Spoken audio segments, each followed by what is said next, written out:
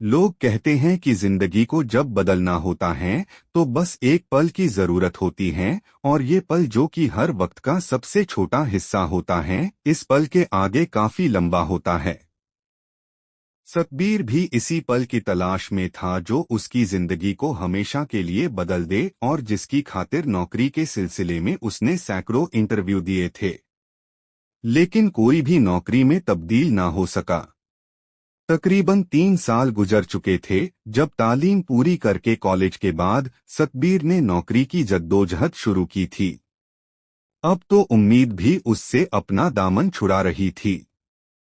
हालांकि एक आखिरी इंटरव्यू का बुलावा सपनों के शहर बंबई से उसके हाथ में था, जिसकी खातिर सतबीर एक रात पहले ही सैकड़ों मील का सफर तय करके पहुंचा था और एक सस्ते से सराय में ठहरा था। अगली सुबह ठंडे पानी से नहाकर तैयार होकर एक फाइल को हाथ में लेकर निकला, जिसमें कुछ दस्तावेज थे जो दुनिया की नजरों में उसके लायक और पढ़े लिखे होने का सबूत थे। चलते चलते उसने अपना बटवा निकला। उसमें 2 10 रुपए के नोट थे, एक माँ बाप की तस्वीर और एक उस रब की जिसमें वो यकीन रखता था। बहरहाल रेलवे स्टेशन पहुंचने से पहले उसने अपने रब की तस्वीर को किसी कूड़े के टोकरे के हवाले कर खुद को काफिर मुश्तहिर कर दिया था। स्टेशन पहुंचकर 10 10 के नोट से उसने तयशुदा जगह पर जाने और लौटने की टिकट खरीदी। कुछ पैदल पुल चढ़ने और उतरने के बाद गाड़ी पकड़ने के लिए वो सही प्लेटफार्म पर हाजिर हुआ। इसी दौरान सतबीर ने लोगों को तेजी से चलते,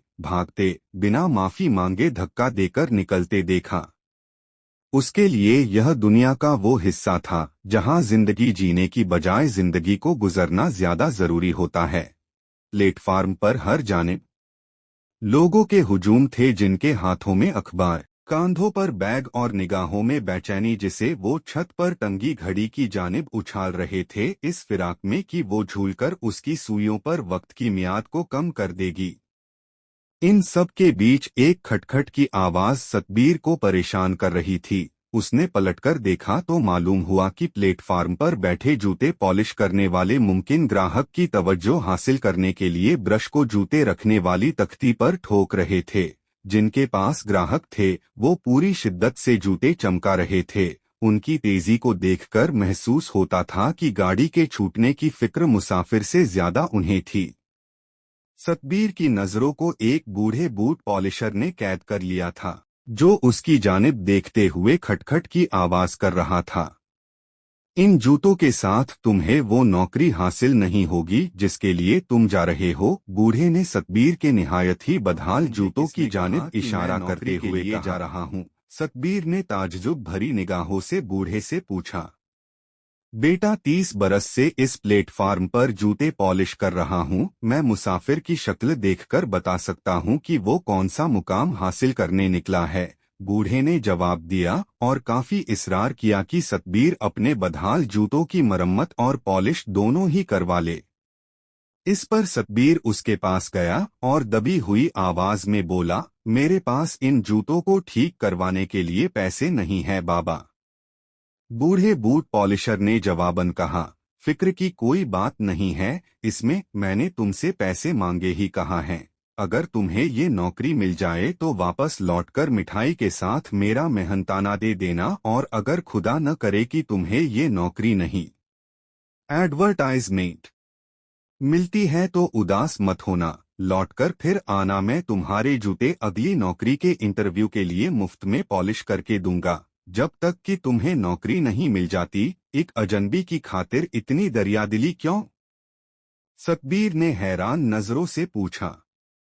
ये जहान फकीरों की फकीरी से नहीं, अलबत्ता होशियारों की होशियारी से है। एक सबक दे रहा हूँ तुम्हें, जो मैंने ताउम्र गुजार कर सीखा है।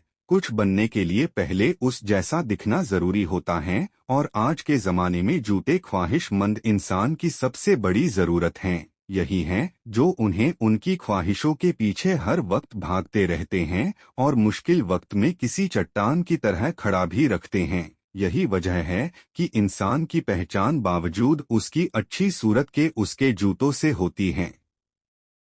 आखिरकार सतबीर राजी हो गया। बूढ़े बूट पॉलिशर से जूतों की मरम्मत करवाई और लौटकर जरूर आऊंगा इस वादे के साथ अलविदा कहके रेलगाड़ी पकड़कर मुकाम की सिमत बढ़ गया। बहरहाल जब वो सुबह निकला था तो उम्मीद को जिंदगी से जुदा करके निकला था, सोचकर कि नौकरी मिली तो ठीक वरना डूबकर फना होने के लिए बंबई के समंदर की गहराई काफी होगी। जब शाम को नौकरी हासिल करके सतबीर उसी प्लेटफार्म पर लौटा तो बूढ़े बूट पॉलिशर को वहां ना पाकर मायूस हो गया। हर गोशा तलाशने और कुछ वक्त इंतजार करने के बाद वो अपने सस्ते से सराय लौट गया इस उम्मीद में कि अब कल मुलाकात होगी। अगली सुबह वो फिर उसी प्लेटफार्म पर खड़ा था। आज नौकरी का पहला दिन था। वो भी अपनी बेचैनी उछाल रहा था, कभी छत से लटकी घड़ी की जानिब तो कभी वहां बैठे हर बूट पॉलिशर की वो जगह खाली थी जहां वो बूढ़ा बूट पॉलिशर कल बैठा था। शाम हुई और सतबीर ने खुद को वापस उसी प्लेटफार्म पर फिर पाया। वो बूढ़ा वहां नहीं था। मुलाकात ना हो पाने की सूरत में सतबीर को खुद पर खींच आ रही थी। उसने फैसला किया कि वो रात उसी प्लेटफार्म पर गुजरेगा ताकि सुबह जल्दी मुलाकात मुमकिन हो सके। वो वहीं एक किताबों की दुकान के नीचे सोने की जगह नहीं, चलो जाओ यहाँ से। सुबह जब दुकान के मालिक ने उसे वहाँ सोता पाया, उसे नींद से जागते हुए कहा, तकलीफ के लिए माफी, मैं कोई भिखारी नहीं हूँ। मैं यहाँ बूढ़े बूट पॉलिशर का इंतजार कर रहा हूँ जो आपकी दुकान के पास बैठता है। सतबीर ने दुकानदार से कहा, तुमने उस मरे हुए बूढ़े के लिए यहाँ खुले में रात गुजारी है, क्या लगता था वो तुम्हारा? दुकानदार ने जवाबन पूछा, माफ कीजिए, क्या अपने कहाँ मरे हुए? सतबीर ने हैरनियत से दुकानदार की जानिब देखा। हाँ, कल दोपहर के वक्त उसे दौरा पड़ा और किसी के मदद करने से पहले ही वो मर गया था। क्या वो बहुत बीमार थे? बहुत ज्यादा। कई मर्तबा मैंने उसे पैसे देने की कोशिश की ताकि वो डॉक्टर से अपना इलाज करवा सके, लेकिन उसने हमेशा लेने से इनकार किया। बड़ा ही जिद्दी और खुददार बूढ़ा था। सतबीर की पलकों का झपकना यकायक बंद हो गया था और एक सन्नाटा कानों में गूंजने लगा। उसे सिर्फ उस बूढ़े बूट पॉलिशर का मुस्कुराता चेहरा नजर आ रहा था। उसने अपनी पतलून की बाईं जेब में हाथ डाला और रुपए निकले जो वो बूढ़े को देना चाहता था। उसका मेहनताना, जो कि अब सतबीर की रूह पर जिंदगी का उधार बनकर चढ़ चुका था।